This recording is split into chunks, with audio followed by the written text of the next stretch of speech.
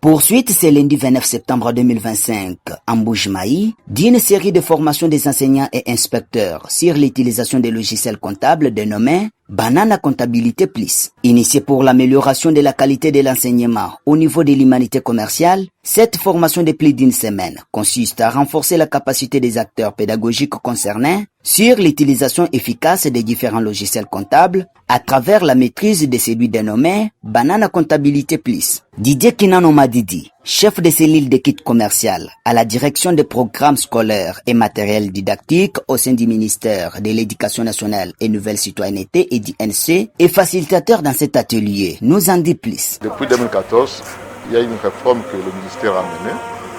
Cette réforme veut que la formation que nous assurons soit en adéquation avec le monde professionnel. Donc la formation soit vraiment en réalité avec ce qui se fait sur le plan professionnel. La formation concerne les enseignants et les inspecteurs de la filière commerciale et gestion. En sa qualité d'expert en logiciel comptable et gestion financière, Didier Kinano évoque quelques raisons ayant influencé le choix du logiciel Banana Comptabilité Plus. Nous avons choisi le logiciel Banana Comptabilité parce que d'abord, le partenaire Banana.chsa a accepté de nous accompagner et il a accepté aussi que le logiciel soit adapté au référentiel OHADA. Donc c'est la raison pour laquelle nous avons choisi ce logiciel. Aujourd'hui, ce logiciel est conforme au référentiel OHADA. Ce logiciel est aussi conforme au curriculum des humanités commerciales que nous utilisons en République démocratique.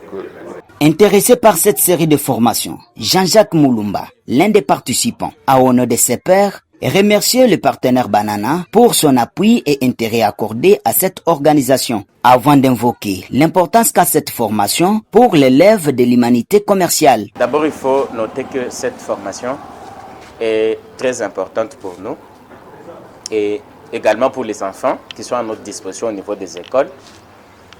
Anciennement, nous étions en train de tenir la comptabilité d'une manière manuelle, ce qui était vraiment un procédé trop tardif, trop alourdi, et ça nous prenait assez d'énergie.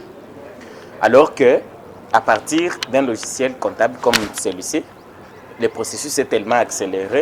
Même observation pour Martine Chitenga, enseignante et participante dans cet atelier, qui a émis le fait de voir les partenaires Banana accompagner les écoles ayant à leur sein la section commerciale pour l'application de ces logiciels très riches qui fonctionnent principalement avec la connexion Internet.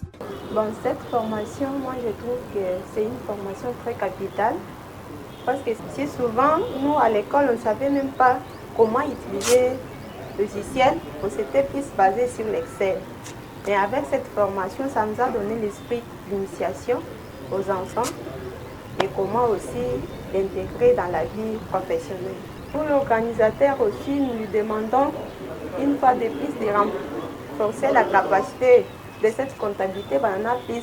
Vous voyez que avec cette application, ça demande d'abord la connexion Internet. Nous lui demandons aussi de nous renforcer avec la licence dans nos écoles parce que c'est un logiciel, si vous demandez aux enfants de l'appliquer normalement, c'est un problème. Qui va prendre la charge d'acheter la connexion? C'est l'enseignant ou c'est l'élève? Une fois que vous mettez la charge sur les têtes des enseignants, ils ne vont pas résoudre. Sur les têtes des élèves, ça sera encore un problème sérieux. D'où nous demandons aux formateurs ou aux organisateurs de nous envoyer quand même des licences dans nos écoles. Partout, la section commerciale est installée, ainsi que les outils. Signalons que cette formation de renforcement des capacités à caractère continu, qui a débuté depuis jeudi 25 septembre, ira jusqu'au vendredi 3 octobre et sera sanctionnée par le décernement des brevets aux participants. Depuis Mbuji-Mayi, Clément Prosper Kabange, RTDIC.